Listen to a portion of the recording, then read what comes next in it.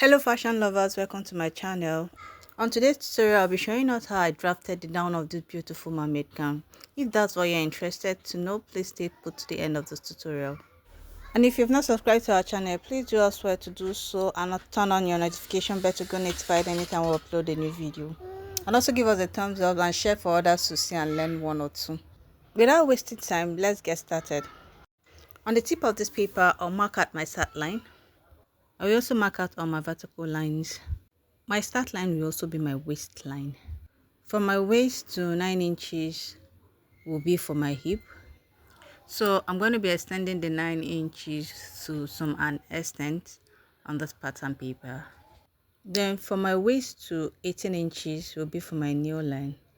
The actual nail line I'm working with is 21 inches.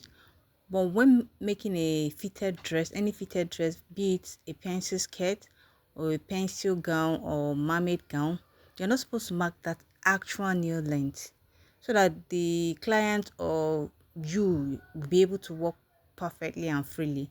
So just measure your client's actual nail length. Then when making a fitted dress, you just come up by 3 inches or you minus 3 inches from the actual nail length. So this is 21 inches.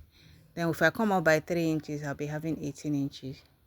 Then from my waist to 43 inches is the actual length of the down bodies of this gown. Meaning that the total length of the gown I'm making is 60 inches. So if I minus 17 inches from my half length, I'll be left with 43 for the down part of the gown.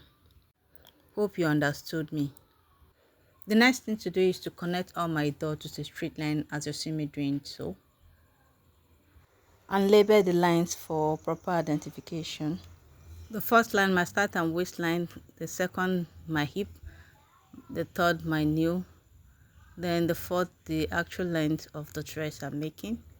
I will also be adding an additional 10 inches to the length of the dress because I want it to flow very well on the ground.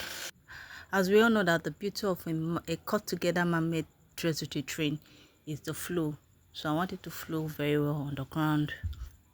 The next thing I'll be doing is to impute my hip circumference divided by 4 in all my vertical measurement. That all my vertical lines, I will impute my hip measurement divided by 4 in all of them. So I've imputed on my waist, on my hip, on my knee. I will also impute it on the actual length of the dress and also the extra 10 inches I added. So when I'm done, I'll connect all of the dots with a straight line like you see me doing so. I will move to my waistline to impute my waist circumference divided by 4. On my hip, the hip circumference divided by 4 is already marked. So I'll be minusing 2.5 inches from my hip to mark on my nail. What I mean is that the hip I'm working with is hip 42. So when I divide into 4, I'm getting a 10.5. And it is a 10.5 I've marked all through my vertical line. Then for me to get my new measurement, I'll just minus 2.5 from the hip. That is how tight I want the nail to be. For the purpose of contouring, I'll be coming up on my hip line by 1 inch and I'll also go down by 1 inch. I will mark the 1 inch all through the hip line and connect with a straight line like so. I will also do the same on my nail line, but this time around I'll be coming up by ½ inch and go down by ½ inch and also connect the dots to the straight line like so. The next thing I'll be doing is to connect from my waistline to the 1 inch I came up on my hip line. Make sure you're having your new measurement on the ½ inch you came up with and the one you went down with. Very important. Then from the 1 inch I came down from the hip line, I will connect to the ½ inch I came up on the new line. All of this is for blending of the hip and new so that your dress can fit perfectly and there will not be bulge or any fold anyway. So when I'm done, I will use my curve rule to blend my hip like so. As you see me doing, you blend it very well. Blend it in to the 1 inch you came up with and the 1 inch you came down with. On the hem, which is the extra 10 inches I added, I'll be extending my line for my flare. Hope you still remember that I marked my hip circumference divided by 4 all through my vertical measurement. So from that my hip measurement that I marked there, I'll be extending it horizontally by 10 inches for my flare. I will extend my line like so. So the next thing is to connect from the half inch I came down on my new line to the 10 inches I extended for my flare. If you notice, I'm using a pencil to connect for now. The reason is that I will still be creating another line, because by the time I blend my flare at the tip, I'll curve it, because I'll have to curve my flare to look nice and beautiful. The 10 inches will be shortened, so I had to add it up and create another line. Don't worry, you understand better as we move further. I will also blend my nail with my curve rule like so. The next thing I'll be doing is to move to my hem to give my flare a nice curve so that it will look beautiful and nice. At the tip of my flare, I'll come up by 1 inch. You can do 1.5, but I'm fine with 1 inch. Use my curve rule to connect it a bit into the line to make it look nice and beautiful. So by the time I'm done, I will not be having that exact 10 inches I marked out for my flare. Some inches will be shortened, so I have to complete and connect also to the half inch I came down on my nail line. I think this explains better why I used pencil initially. So I'll be raising the former line I made. I will also use the marker to trace out the lines for better view as a symmetry. As you can see, our mermaid skirt is already taking shape, looking very nice and beautiful. Just look at it, it's already looking so beautiful. Also remember, if you're the type that always add that at the front piece of your skirt, please remember to add the allowance. At my skirt waist on the center fold, I'll be coming down by 0.75 and go up by half inch here.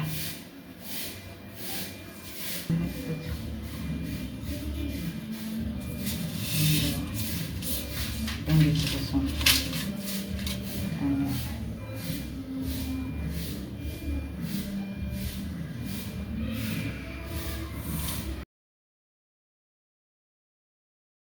So when I'm cutting into my fabric and I'll start adding up all the allowances and I'll use that if I want that. So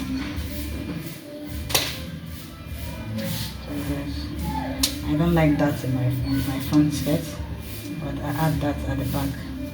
So our skirt is ready. I'm going to cut it off now. I'll show it more beautiful outcome. So how did you see? Looking good, Abby? For the back piece, I'll be doing some explanations because I was not aware that my camera stopped working due to memory full. So I'll be explaining, and I hope that you guys are going to understand me. I'll make sure I explain it very well. Then when next I'm making the mermaid skirt, I might also come video the process and bring it here. Just listen attentively. I believe you grab something. For my back piece, the box I'm measuring now is going to be for my train, and it is about 20 inches. So first of all, mark out 20 inches and roll it straight down. As you can see, it is for my train.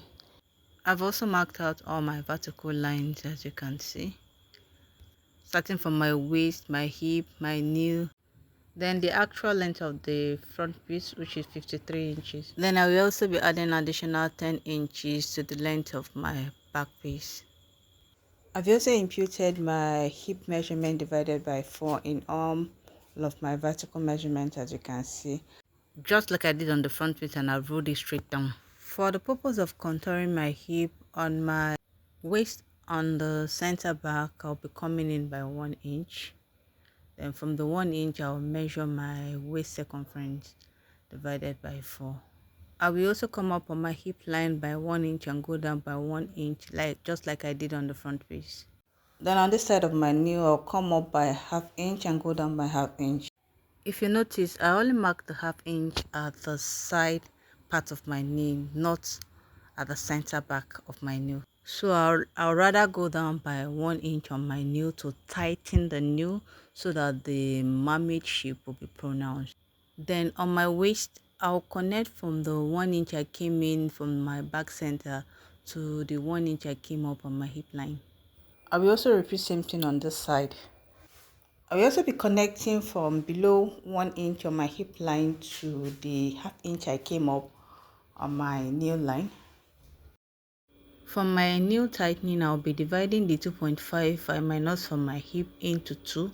I'll mark 1 inch on one side and mark 1.5 on the other side, making it a total of 2.5 inches. But if you want ease on your nail, you can come up by ½ inch to have your ease. But me, I prefer going down to tighten the nail so I can get a proper mermaid shape. I'm talking about my nail line on my back center, not the side.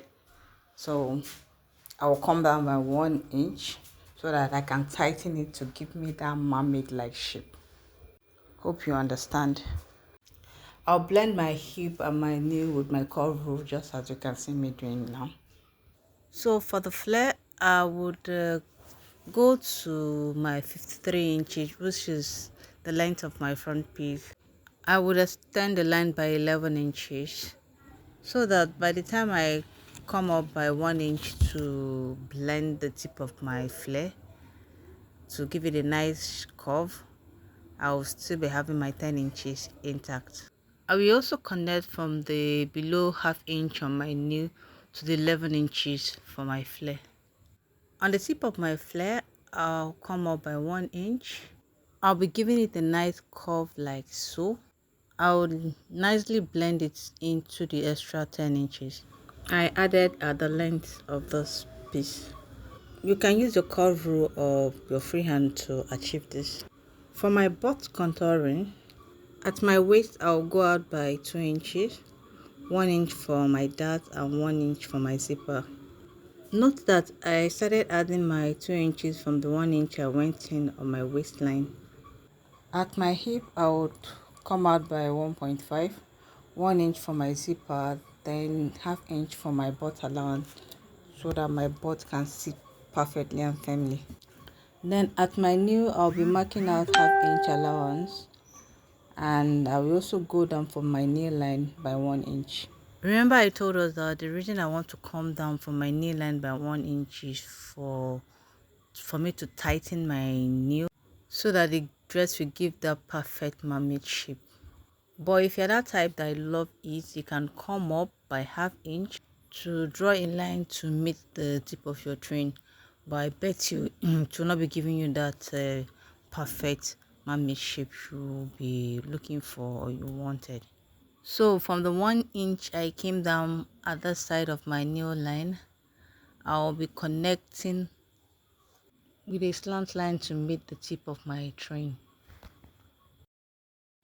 The next thing is to blend the tip of my train to eliminate every pointy edge and blend it so well so that it will look beautiful and also nice.